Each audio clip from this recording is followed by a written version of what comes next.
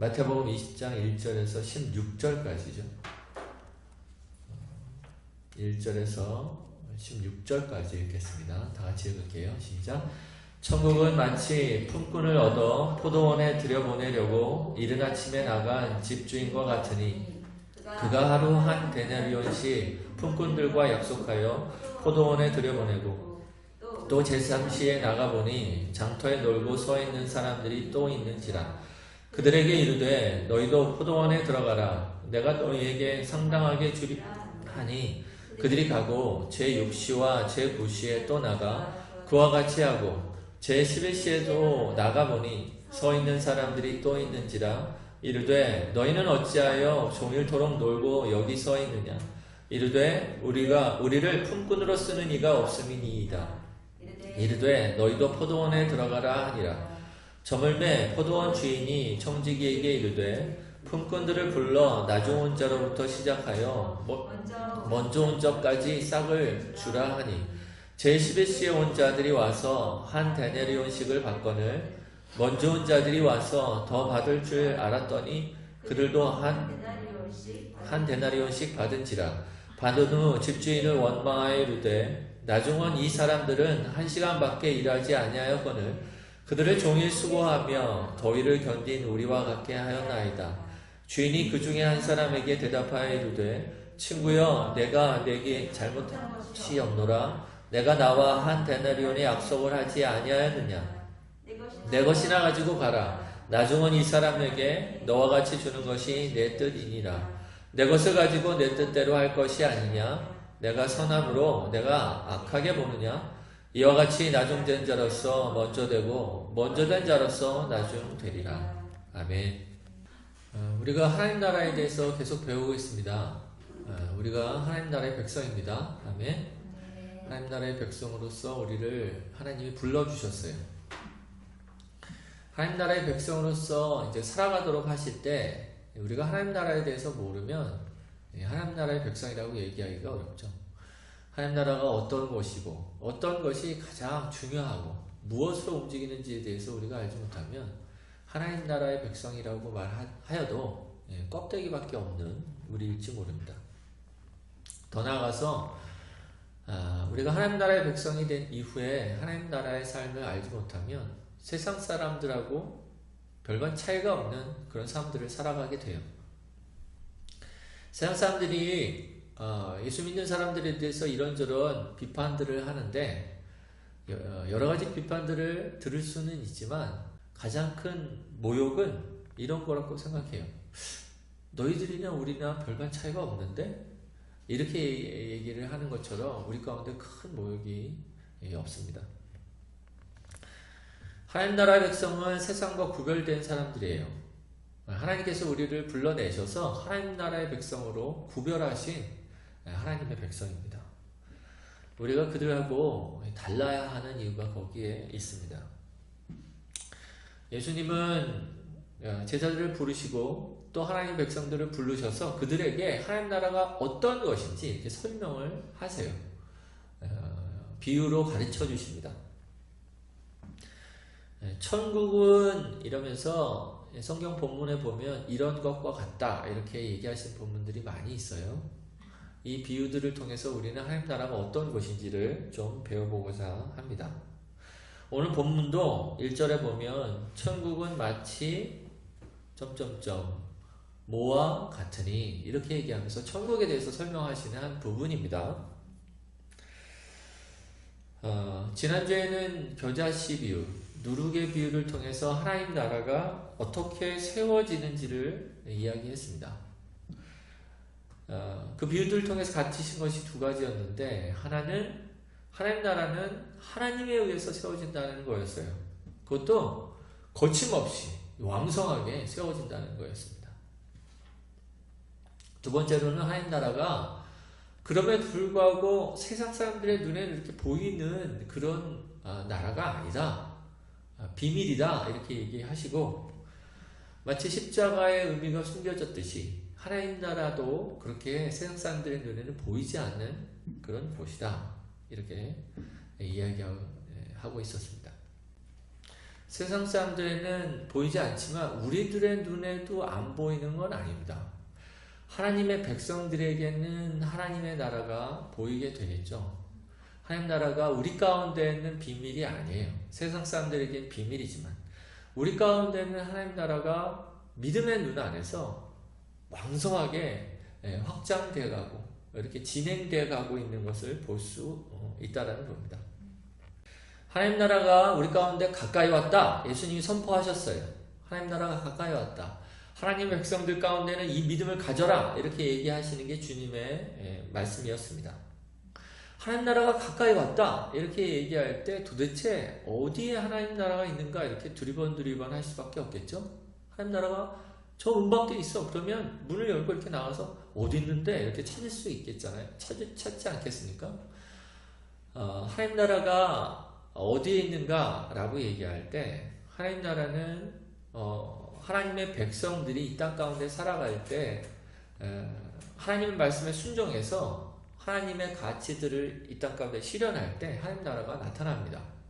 우리 직장 가운데 어떤 뭐 정치, 사회, 경제 우리가 갖고 있는 어떤 직장 안에서 뭐 교육 이 일들 어떤 직장 안에서 살아가는 모든 과정들 안에서 우리가 하나님의 명령에 순종하며 살아갈 때 그 가운데 하나님 나라가 임합니다. 하나님 나라라는 건 하나님의 통치를 얘기하기 때문에 하나님의 어떠한 진리가 그 가운데 이렇게 나타나기만 한다면 그거는 하나님 나라가 드러났다 이렇게 얘기할 수가 있어요. 마치 요셉이 총리가 돼서 그 애굽을 다스릴 때 그 가운데는 하나님의 다스리심이 나타난 거 아닙니까? 이 일들을 통해서 하나님이 민족을 일으키시는 다스리심이 나타났어요. 이스라엘 백성을 일으키시는 다스리심이 나타났어요. 우리의 직장과 삶들을 통해서 우리가 주님의 명령을 따라서 움직일 때 거기 안에 하나님 나라가 이렇게 나타납니다. 하나님 나라는 먹는 것과 마시는 것이 아니요 의와 평강과 희락이라고 했어요. 우리가 있는 곳에 하나님의 의가 나타나고 평강이 나타나고 주님의 기쁨이 나타나면 거기에 하나님이 통치하시고 다스리시는 곳이 됩니다. 넓게 봤을 때는 이것이 하나님 나라지만 또 아주 포커스를 맞춰서 어느 한 부분에 하나님 나라가 나타나는 곳이 있다 이렇게 얘기한다 그러면 그것은 바로 교회예요.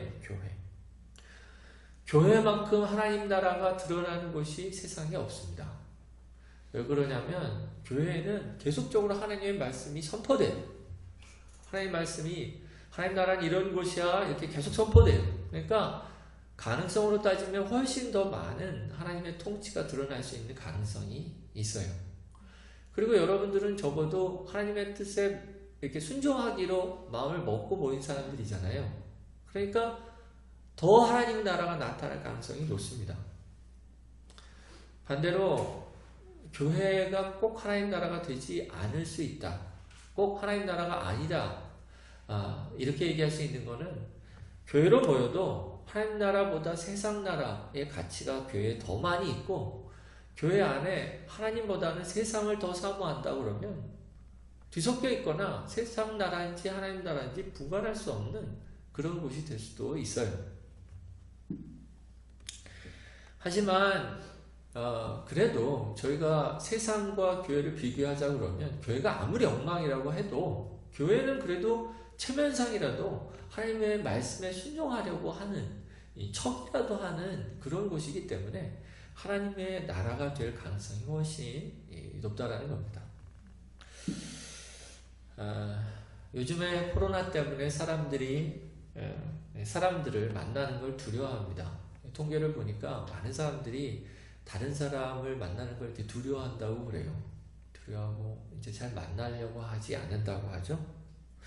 더더군다나 요즘에 1인 가족이 많아졌다고 하죠. 그러니까 1인 가족처럼 다른 사람들하고 만나는 것들에 대해서 그냥 당연시 안 만나도 된다 이렇게 얘기하는 사람이 없습니다.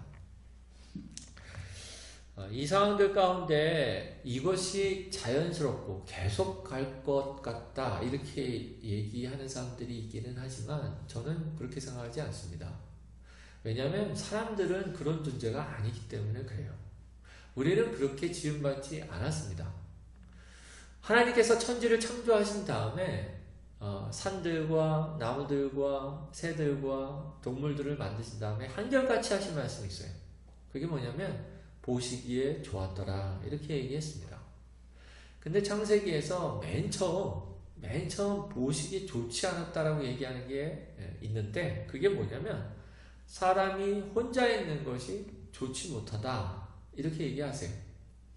하나님 모든 것들을 만드셨는데 사람이 혼자 있는 것만은 보기에 좋지 못하다 이렇게 얘기하신 거예요. 그래서 이제 하와를 아담에 이끌어 온 거 아닙니까? 사람은 혼자 있는 것이 좋지 못합니다. 우리는 혼자 있어도 그것을 정상적인 것으로 얘기하지만 사람은 모이게 되어 있고 사람은 같이 있어야 정상적인 존재가 된다라는 것입니다.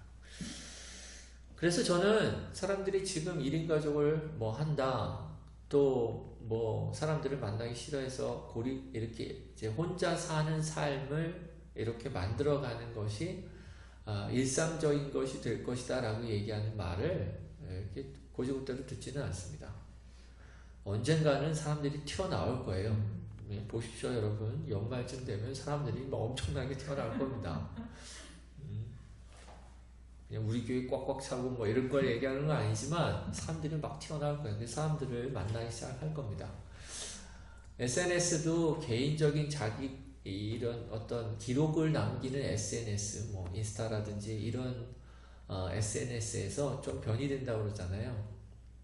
줌같이 불특정 다수 한꺼번에 사람들을 이렇게 만나는 새로운 앱이 나왔는데 그게 급속도로 사람들한테 퍼진다고 얘기를 들었어요.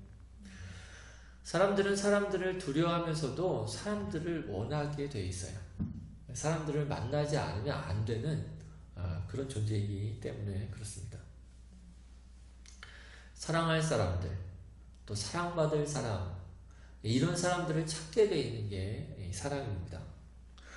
하나님 나라라고 얘기할 때 아까 말한 의와 평강과 희락 이런 곳이 있는 것을 이렇게 찾고 있습니다.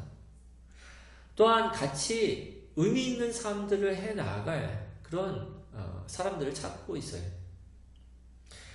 저는 오늘 VU를 통해서 이 사람들이 찾는 이 하나님 나라를 보게 됩니다. 그리고 그 하나님 나라의 중심에 무엇이 있는지를 보게 돼요. 하나님 나라 안에는 오늘 본문이 말하고 있는 것에 충만해요. 하나님 나라 안에는 이것이 아주 충만합니다. 저와 여러분이 이 하나님 나라가 이 교회 가운데 우리 가운데 이렇게 나타나기를 간절히 바라는 마음으로 오늘 본문을 봤으면 좋겠습니다. 오늘 본문에는 포도원에 일하러 나온 품꾼들을 얘기하고 있어요. 여러 종류의 사람들을 얘기합니다. 한 5종류인 것 같아요. 맨 처음에 이른 아침에 나온 품꾼이 있어요. 여기서 말하는 이른 아침은 아마 한 7시쯤인 것 같습니다. 그 다음엔 제3시, 즉 오전 9시쯤 일어나온 사람들이 있었습니다. 제6시, 정오쯤 나온 사람들이죠. 그리고 제9시, 오후 3시쯤 일하러 나온 사람들이에요. 그리고 마지막으로 제11시, 오후 5시쯤 이른바 퇴근할 시간이 다 돼가지고 일하러 나온 사람이 있었습니다. 일을 다 했어요. 각자 일을 마치고 하루 품삯을 받는데 모든 사람에게 주인이 같은 품삯을 주는 겁니다. 얼핏 보면 이게 불공평해요.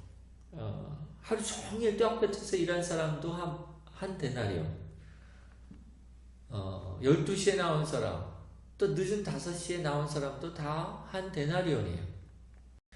아침 일찍 나온 품꾼들이 불평합니다. 이때 포도원 주인이 이렇게 얘기해요. 내가 너한테 무슨 잘못을 했느냐? 너가 아침에 일어나올 때, 일하러 나올 때 한 데나리온을 주겠다고 약속하지 않았냐? 그래서 한 데나리온을 너에게 줬다.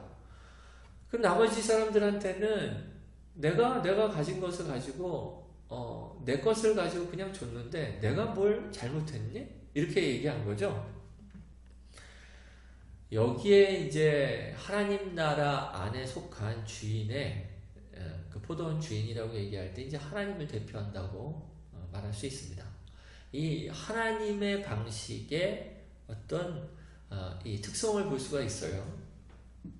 그게 이제 14절이에요. 14절에 나중은 이 사람에게 너와 같이 주는 것이 내 뜻이니라 이렇게 얘기한 게 이 주인의 방식이었습니다. 나중 온 사람에게도 처음 온 사람하고 똑같이 주는 게 하나님의 방식이었다라는 거예요. 여기서 말하는 게 뭡니까? 여기서 말하는 건 하나님 나라가 어떤 것과 같다라는 거잖아요. 하나님의 나라는 처음부터 끝까지 은혜가 지배하는 곳, 은혜가 있는 곳, 은혜가 충만한 곳이다 라는 거예요. 하나님의 나라는 은혜가 중심이다 라는 겁니다.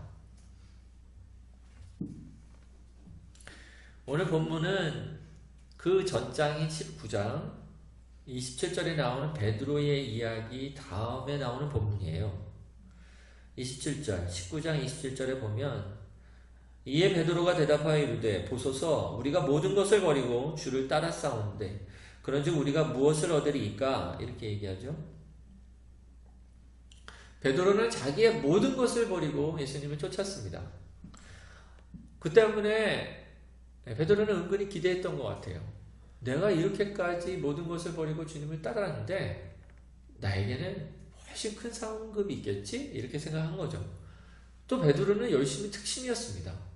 대장이었어요. 대장. 맨 앞에 나가서 앞서는 사람이었어요. 근데 이제 베드로는 하나님 나라에 대해서 몰랐던 거죠. 하나님 나라를 오해했습니다. 주님은 이 베드로에게 하나님 나라가 그런 곳이 아니라는 것을 설명하시는 거예요. 하나님 나라는 각자의 수호에 따라 상급을 받는 곳이 아니다. 주인의 마음에 따라 주인이 은혜를 베푸는 것에 따라 상급을 받는 곳이다. 이렇게 설명하시는 거예요. 우리는 마지막 때에 주님을 만날 거고 우리의 인생에 어떻게 살았는지에 따라서 우리의 삶을 결산하는 날이 있게 될 거예요. 우리의 행한 바대로 상을 받게 된다. 이게 성경이 말하는 바입니다. 근데 기억해야 할 거는 뭐냐면 우리가 행한 바대로 주시는 그 상급조차도 은혜라는 거예요. 왜냐하면 그 행하게 하신 이가 주님이시기 때문에 그래요. 바울은 고백하기를 자기가 다른 모든 사도들보다 훨씬 더 많이 일했다. 이렇게 얘기해요. 바울은 천국 가서 정말 큰 상급을 받았을 겁니다.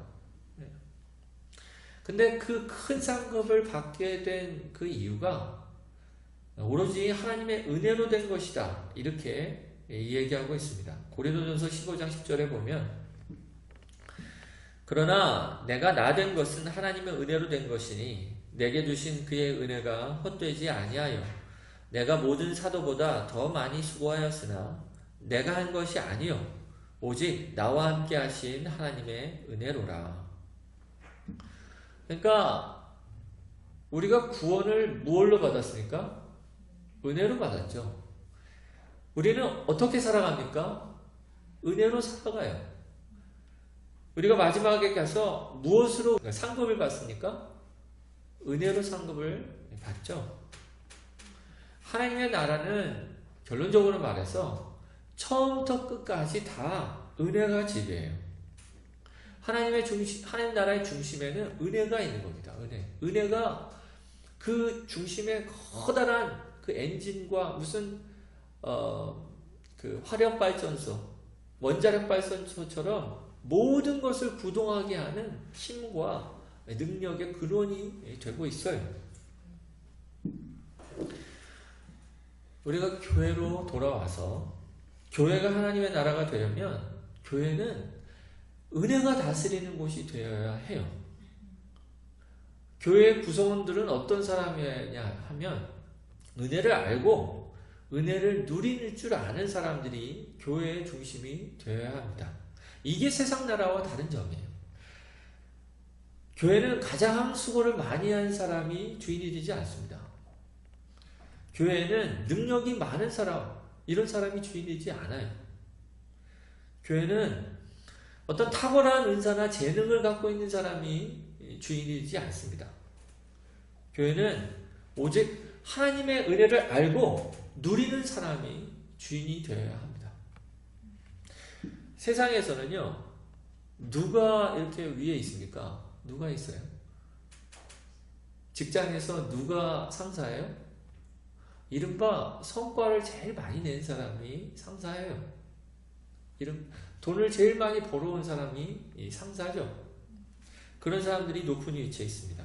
근데 교회는 하나님의 은혜를 당길 줄 아는 사람이 어떻게 보면 가장 높은 위치에 있어요. 하나님의 은혜를 사모하고 은혜가 교회 안에 머물도록 하게 하는 사람이 교회의 가장 높은 자리에 있어요. 그런 사람은 어떤 사람이에요? 심령이 가난한 자예요. 애통한 자예요. 하나님의 은혜가 없이는 살 수 없는 자가 그런 사람들입니다. 그런 사람이 교회에 있어야, 그런 사람이 교회에서 칭찬받고 인정받아야 교회는 은혜로 가게 돼요. 근데 자기 힘을 자랑하고 자기 잘난 맛을 사랑하는 사람이 교회 중심에 딱 있으면요, 교회는 은혜로 가지 않습니다. 은혜가 중심이 되지 않아요. 그래서 교회가 이상한 데로 가기 시작하는 겁니다. 다른 사람들, 다른 거 세상의 가치를 교회에 갖고 들어와가지고 다른 것으로 교회를 이끌어가려고 하는 사람이 중심이 되기 시작하면요, 그 다음부터는 교회는 진짜 대책이 없는 집단이 되고 말아요. 하나님 나라가 되지 않기 때문에 그렇습니다.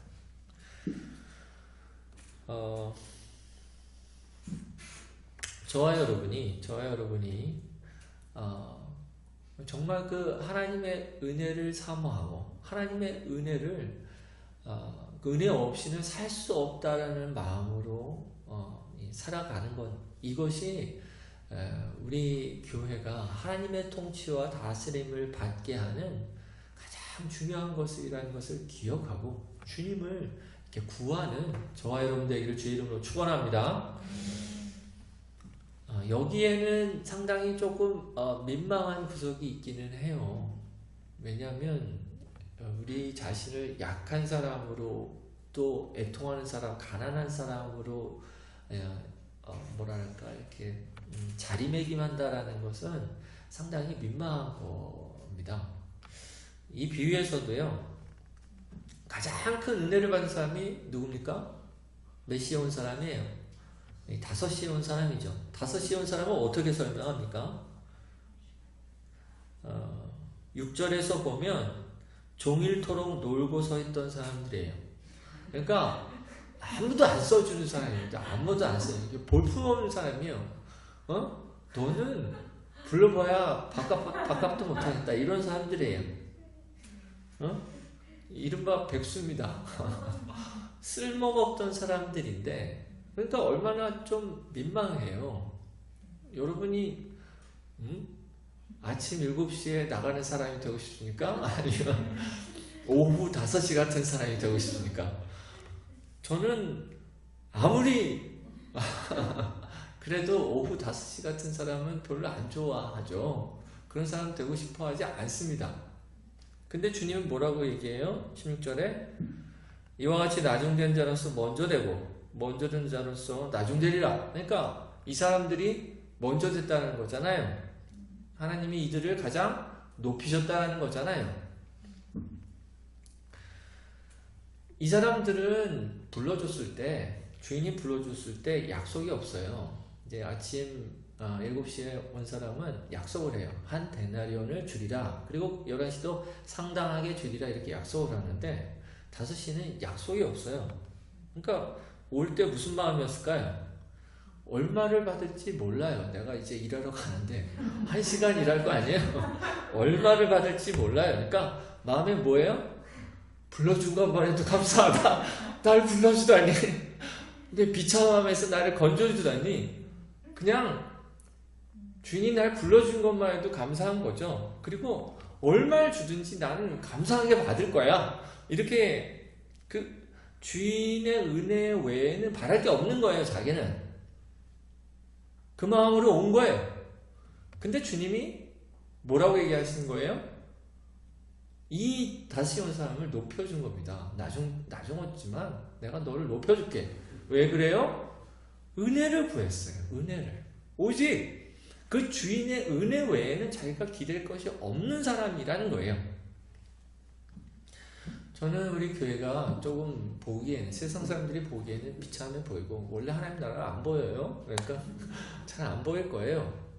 하지만 주님 앞에는 높임을 받는 자들이 되기를 바랍니다. 예? 주님이 내가 너 높여줄게 하는 그런 사람이 되길 바라요. 그러기 위해서는 어떻게 해야 되냐면, 나는 정말 하나님의 은혜 외에는 살 수 있는 존재가 아니다. 이거를 마음 깊이 붙잡고 있는 사람이어야 합니다. 자기의 심령의 가난함, 자기의 죄의 그 강력한 힘, 자기를 정말 날마다 죄 가운데로 인도하는 이 죄의 강력한 힘을 깨닫고 있는 사람이 심령이 가난한 사람이에요. 그리고 애통하는 사람, 의에 줄이고 목마른 사람, 이런 사람들이 하나님 천국이 그들의 것이다 이렇게 얘기했어요. 하나님 나라가 그들의 것이다 이렇게 얘기했어요. 그 사람들이 우리 교회 가운데 우리 교회의 중심이 되길 바라요. 다른 사람이 중심이 되면 제가 내쫓아 버릴 거예요. 제가 가만 안 둘 겁니다. 지금까지도 그랬고 계속 하여튼 하나님의 은혜 외에는 갈망함이 없는 마음, 이 마음을 갖기를 간절히 바라요. 그 사람들이 우리 교회 가운데 많아지고 더해지기를 바랍니다. 참 거기 안에서 우리는 진정한 경배를 드릴 수 있어요. 진정한 예배를 드릴 수 있어요. 거기 안에서 우리는 하나님께 감사하는 게 뭔지를 진정으로 누릴 수 있게 됩니다. 저희들의 인생을 보면 우리 인생은 덧붙여진 것이다라는 것을 기억해야 돼요. 은혜라는 게 원래 덧붙여졌다라는 말이에요.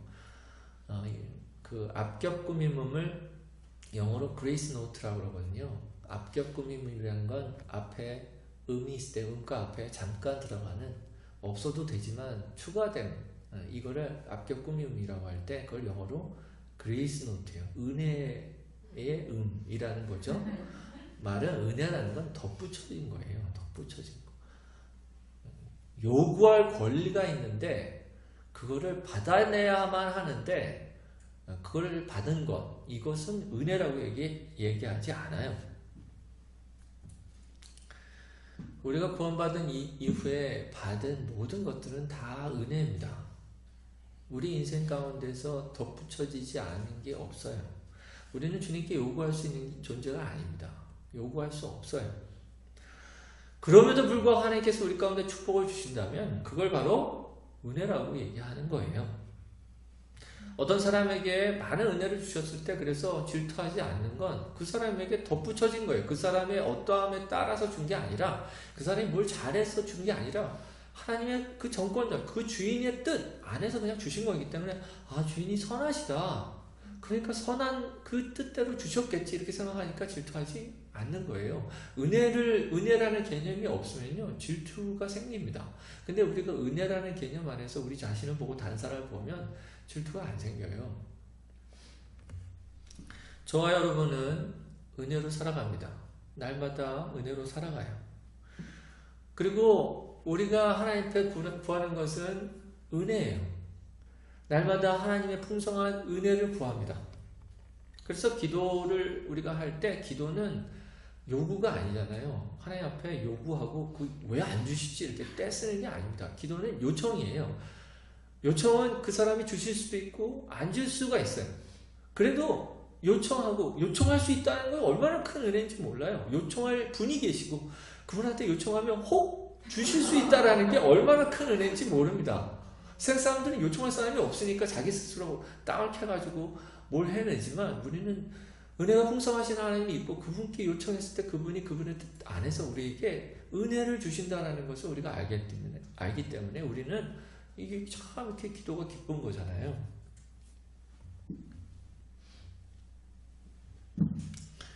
제가 한 가지 경고는 덧붙여야겠습니다. 종종 하나님의 은혜를 자기 욕심을 채우는 것으로 바꾼 사람이 있기 때문에 그래요. 유다서 1장 4절에 보면 우리 하나님의 은혜를 도리어 방탕한 것으로 바꾸고 이렇게 얘기하는 말씀이 있습니다. 이렇게 생각하는 거죠. 어차피 모든 게 은혜니까 내가 뭐 열심히 해서 무슨 소용이 있나? 내가 죄를 져도 괜찮겠네? 이렇게 얘기하는 사람이 있습니다. 이 하나님의 은혜를 이용해서 죄를 이렇게 덮어버리는 그런 사람이에요.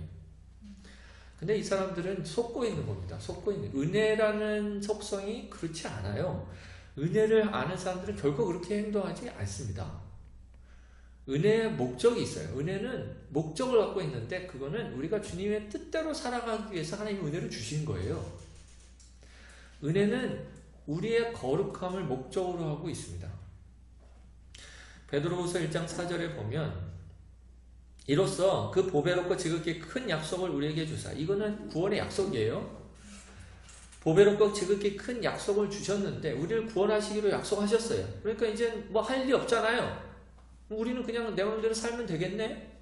이렇게 얘기하지 않고요. 베드로후서에서는 뭐라고 얘기하냐면 지극히 큰 약속을 우리에게 주사 이 약속으로 말미암아 너희가 정욕 때문에 세상에서 썩어질 것을 피하여 신성한 성품에 참여하는 자가 되게 하려 하셨느니라. 이렇게 얘기하면서 우리가 하나님의 정권적인 은혜로 구원을 받았는데 그 은혜의 목적이 뭐냐면 하나님의 성품을 닮아가도록 썩어질 것을 피하고 주님을 따라가도록 그렇게 은혜를 주신 거다. 이렇게 얘기하고 있어요. 그래서 우리가 진짜로 은혜를 받은 사람들은요, 그렇게 말할 수도 없고 얘기하지도 않습니다. 제대로 깨닫는 사람은 은혜에 반응하려고 하고 자기의 삶을 추스려서 거룩한 삶을 살아가려고 하게 되어 있어요. 우리가 세상을 볼 때 세상에는 은혜가 없습니다. 세상에 어디에도 은혜가 없어요. 보세요. 세상에서 일한 만큼 주는 것만 해도 감사한 겁니다.